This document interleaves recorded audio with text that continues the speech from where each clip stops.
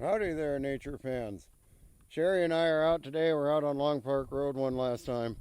We had a feature that we wanted to identify and investigate, this large rock. And lo and behold, we accessed what seems to be a settlement site, very close to very high levels of uranium deposits. You can tell because of the color of the rock. There's also a great amount of what they call the carnotite, I think it's called, where it's got the four minerals in it, the mixed minerals, but you can also tell this is a uranium rich area by the color of the streaks. That light green is indicative of uranium, chromium, some other valuable metals as well. But you'll notice in the drive up here, we're right at the sort of apex peak of the Colorado mineral belt, and we actually drove through a huge vein of iron. You can see it kind of poking out on those dark red rocks over there. That would be high in iron, high enough for them to mine. But you have to remember, the mining that was done here was interested in one product at the time, and it went for as much as $27,000 an ounce in the height of the uranium, or in the height of the nuclear industry, and that's uranium. So, plus the palladium for other needs and sites in the military industry, and palladium is used in that. Radon is used in, or radium, excuse me, is used in that. Unfortunately, there is a large instance of radon here because of all the emissive rock that's in the soil here, so you have to be careful of that. But this area was dedicated, and the entire area was dedicated solely to the recovery of uranium. They would throw aside certain other chemicals, not silver or gold. They would mark those for later. But if you were running into a high concentration of iron or things like that, there just was not enough money in that, so they moved on. So this is a mining area, settlement site. There's sites of humans all over. There's all sorts of garbage, old garbage, like right over here. You see, if I scroll down to there's a can there. I don't know if you can see it. And there's more cans over here on the walkway. So we're going to be looking at that as we go down, and I figured I'd just show you the camping area, or the settlement site, and we're on our way down to the Can-Am now. I have already droned the area. I got a nice circle me on that rock. I don't know what's going on. Everything is working fine with the Mini, and then it just quit recognizing shapes. So I don't know. I know filming against this brightly colored rock is difficult, and I think that maybe it got a little warm. We're fortunate enough to where we're avoiding storms. Those storms that you see in that picture, those are pretty much right over Natarita.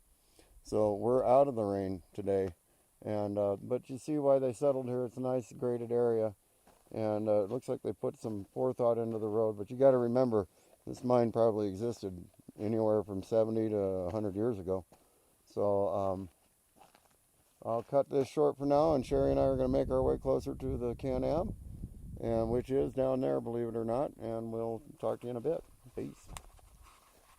Hey folks, we're just picking agates. We found a nice gentle slope off our mining area, and we are just taking our time coming down the hill, helping Sherry locate some agates, and just noting.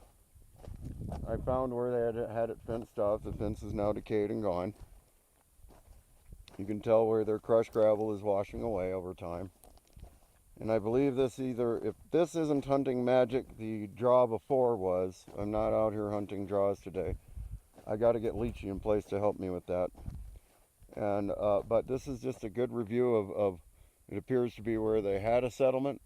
They were working up on the rock, but it's up behind that large rock formation, a multicolored one, which we think is largely just a big agate sitting there. And it streamed up in those bright areas on the cliff line. That was the mining zone. That's the ore that they were looking for. And you can see the greens up there as well. They get into those veins, the carnotite veins, which is the multicolored mottled rock. And then here again is more of these. I'm kicking around old cans that are probably hundreds of years or 100 years old. So it's kind of neat to see it. There's one. My wife found herself a little friendly little friend to take back to her garden, and that one's pretty. That's a heart-shaped one. Awesome. And a bowl-shaped. Cute. So anyway, that agate, that is. That thorny green agate. Yes. It's a very pretty thorny green agate that just happens to be growing. That is not a cacti. We'll talk to you later, but thanks for riding with. We got to work ourselves out of a little ditch here, but that's no big deal. I'll show Sherry the way. Come up this way. Come up this way, and you got to slope back up out. You can take the one farther up too. It's a little gentler, but I'd go up that way. Then you're up here. Watch out for the red ant. That's a big pile. You pretty much got to lay on those piles to feel anything anyway. And here's where the draw goes over the cliff.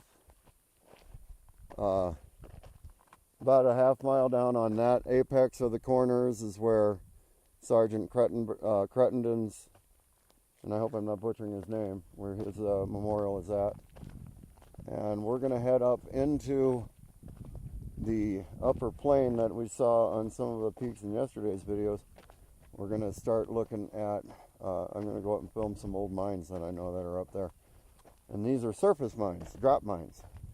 So give you guys a kind of close-up feeling of what these people were working in. Some of them are just capped off where you can see the outer cages.